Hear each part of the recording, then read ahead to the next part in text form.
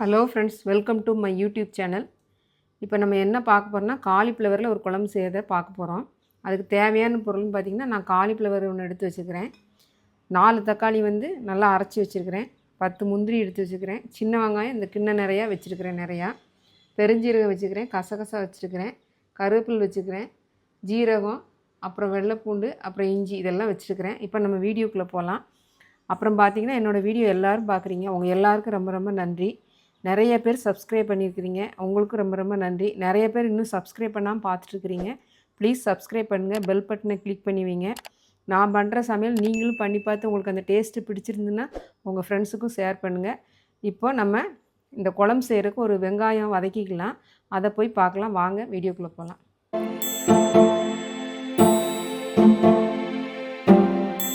பாருங்கள், வடைச்சட்டியில் நான் எண்ணெய் ஊற்றிட்டேன். நான் கடலெண்ணெய் தான் இதுக்கு பயன்படுத்துகிறேன்.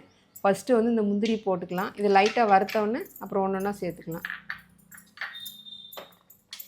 பாருங்கள், கசகசா இந்த பெருஞ்சீரகம் போட்டுக்கலாம். பெருஞ்சீரகம் பொரிஞ்சோடனே அப்படியே கசகசா போட்டுக்கலாம். அப்புறம் தேவையான அளவு நார்மல் சீரகம் போட்டுக்கலாம். அதுக்கு அடுத்து பார்த்திங்கன்னா இந்த சின்ன வெங்காயம் போட்டுக்கலாம்.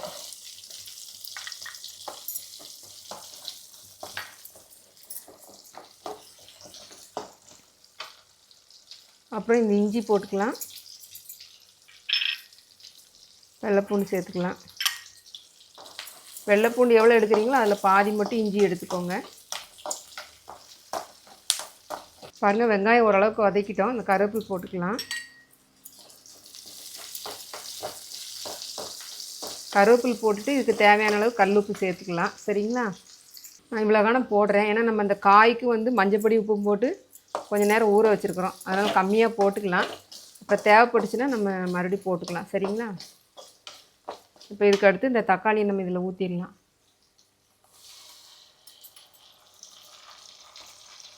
தக்காளியை ஊற்றி நல்லா வதக்குங்க. சரிங்களா? இப்போ பாருங்கள், நம்ம இதில் மஞ்சப்பொடி சேர்த்துக்கலாம், மிளகாத்தூள் சேர்த்துக்கலாம். மிளகாத்தூள் 1 ஸ்பூன் போடுறேன். அப்புறம் நம்ம கூட்டி வைக்கும்போது காரம் தேவைப்பட்டால் நம்ம சேர்த்துக்கலாம். சரிங்களா?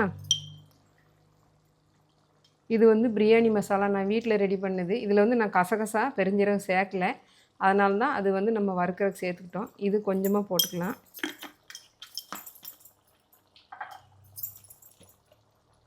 அப்புறம் பார்த்திங்கன்னா மல்லித்தூள் 1 ஸ்பூன் போட்டுக்கிறேன்.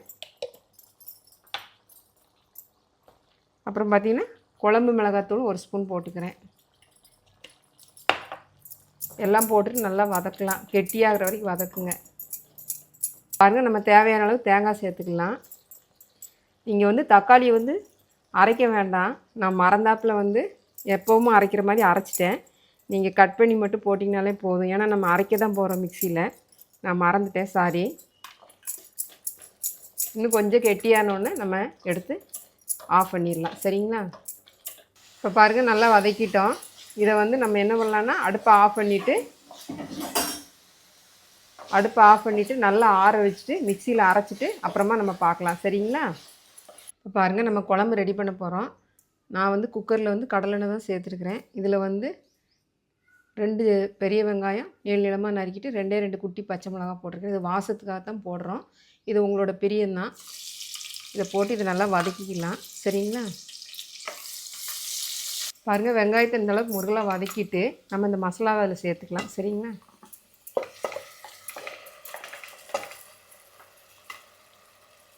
இந்த காயையும் சேர்த்துக்கலாம். காலிஃப்ளவரையும் சேர்த்துட்டு ஒரு 2 நிமிஷம் அப்படியே வதக்குங்க.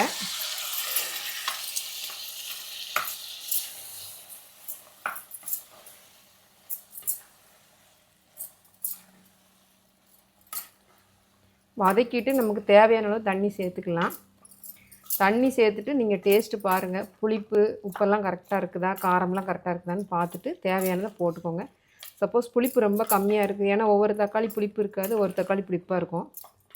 அந்த மாதிரி இருக்குது அப்படின்னா ஒரு தக்காளியோ 2 தக்காளியோ நீங்கள் மிக்சியில் அடித்து ஊற்றிடுங்க. நம்ம ஒரு விசில் விடுறதுனால அது பச்சை வாசம் அடிக்காது. சரிங்களா? இப்போ நான் வதக்கிட்டேன். இப்போ இந்த தண்ணி இவ்வளோகான சேர்த்துக்கிறேன். நாங்கள் காலைல இட்லிக்கும் மதியம் சாதத்துக்கும் ரெடி பண்ணுறேன். அதனால் கொஞ்சம் குழுன்னு வைக்கிறேன். ரொம்ப தண்ணியாக வைக்காமல் ரொம்ப கெட்டியாக வைக்காமல் வைக்கிறேன். நீங்கள் எதுக்கு பயன்படுத்துகிறீங்களோ அது தக்க நீங்கள் பண்ணிக்கோங்க. இப்போ நானும் உப்பு காரம் பார்க்குறேன். காரம் பத்தலைன்னா மட்டும் போட்டுக்கலாம். மல்லித்தூள் வந்து எப்பவும் போட்டுறாதீங்க. ஏன்னா தேங்காய் இதெல்லாம் போட்டுக்கன்னா நல்லா குழுன்னு தான் இருக்கும். அதனால் மல்லித்தூள் சேர்க்க வேண்டாம். மிளகாத்தூள் சேர்த்துக்கோங்க. உப்பு தேவைன்னா சேர்த்துக்கோங்க. புளிப்பு தேவைன்னா தக்காளி அரைச்சி ஊற்றிக்கோங்க. சரிங்களா? இப்போ டேஸ்ட்டு பார்த்துட்டு நான் வந்து குக்கர் மூடி போட்டுறேன். போட்டுட்டு ஒரு விசில் விட்டுட்டு நம்ம அப்புறம் பார்க்கலாம். பாருங்கள், ஒரு விசில் விட்டு நம்ம ஆஃப் பண்ணிட்டோம்.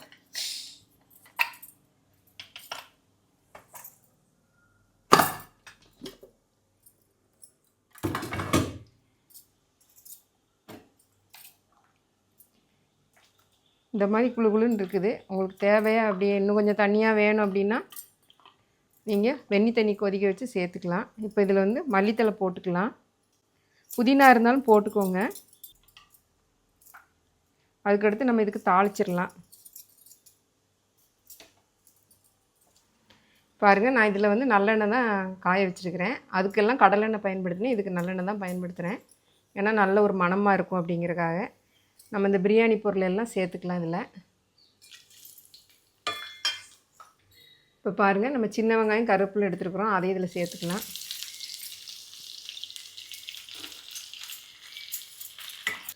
இப்போ பாருங்கள், நம்ம தாளிசை நல்லா முருகலாக பண்ணிட்டோம். நீங்கள் முருகலாக பண்ணிவிட்டு ஆஃப் பண்ணிவிட்டு தாளிசத்தை கொட்டணுன்னு டக்குன்னு மூடிடுங்க. நல்லா மணக்கும், நல்ல ஒரு டேஸ்ட் கிடைக்கும். அதே மாதிரி 2 நிமிஷம் கழித்து தரங்க.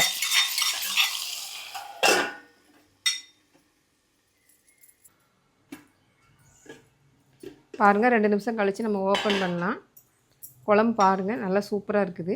நீங்களும் வீட்டில் செஞ்சு பாருங்கள், சாப்பிட்டு பாருங்கள், எனக்கு கமெண்ட் பண்ணுங்கள். என்னோடய வீடியோ பார்க்குற எல்லாருக்கும் ரொம்ப ரொம்ப நன்றி. வணக்கம்.